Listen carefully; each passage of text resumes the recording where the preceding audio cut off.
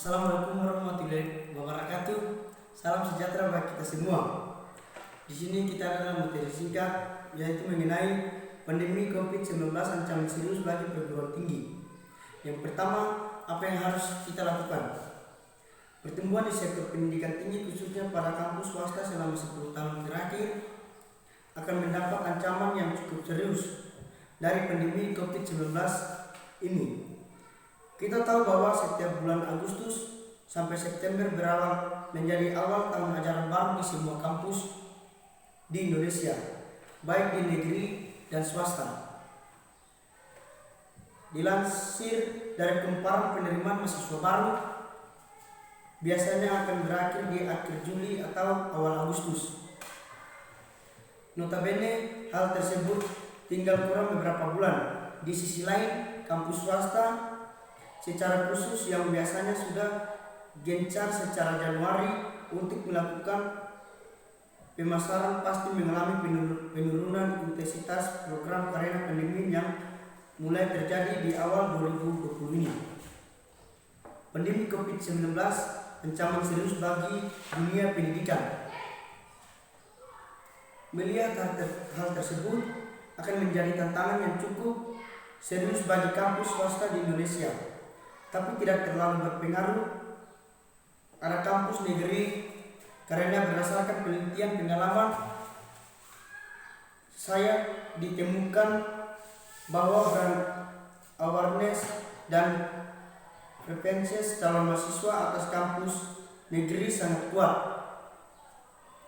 Di samping nama alma mater, tapi juga terkait unsur budaya dan biaya yang dimana hal tersebut tak akan diberi oleh kampus swasta secara lengkap. Setidaknya ada 3 hal yang akan menjadi tantangan, yaitu 1. Daya beli dan yang menurun. 2. Proses belajar yang berubah.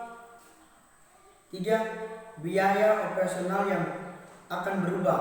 Yang pertama,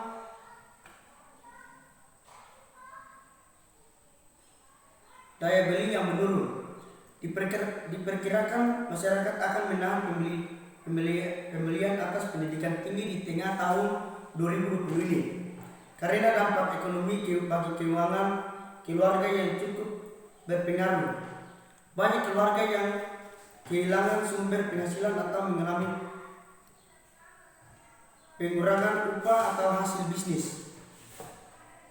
Yang kedua, proses belajar mengajar yang berubah. Memang sebelum tahun ajaran baru nanti kampus-kampus sudah menerapkan belajar online. Namun pada dasarnya kampus-kampus menggunakan opsi tersebut karena terpaksa dan menyangka bahwa sistem pembelajaran akan kembali normal beberapa waktu ke depan.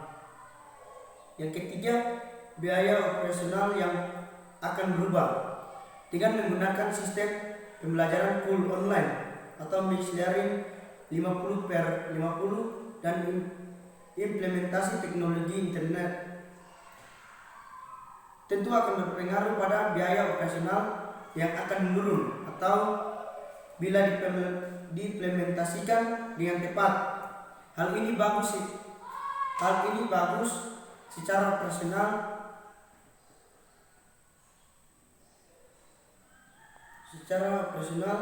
namun akan menuntut sesuai dari pihak mahasiswa selaku konsumen yang akan meminta potongan biaya dan semacamnya karena banyak fasilitas offline kampus yang tidak digunakan.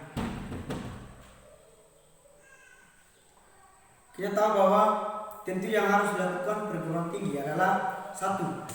Adaptasi. 2. Mitigasi. Dengan bermanfaat teknologi, kita dapat berbicara kelangsungan perguruan tinggi. Tentu berbicara dengan bisnis perguruan tinggi dan itu tidak terlepas dari penerimaan mahasiswa baru. Kita tahu bahwa akan banyak penerapan opsensi online yang lain sebagainya.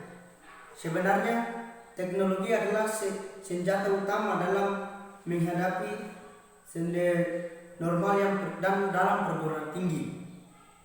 Sevima sebagai partner perguruan tinggi sudah menyiapkan jauh hari dan untuk menghadapi tantangan ini. Satu, mulai dari penerimaan mahasiswa baru secara online, pengelolaan akademi atau SDM kampus hingga teater studi siap membantu pelaksanaan perguruan tinggi dalam menghadapi new normal ini. Yang terakhir, dampak yang ditimbulkan pandemi COVID-19 memang perlu menjadi perhatian bersama agar tidak mengganggu lalu lintas pendidikan di negeri ini. Dampak ini akan semakin mengancam bila langkah yang diambil tidak optimal sehingga bisa menyebabkan penurunan kualitas. Sampai sini sejauh materi kita ya. Terima kasih.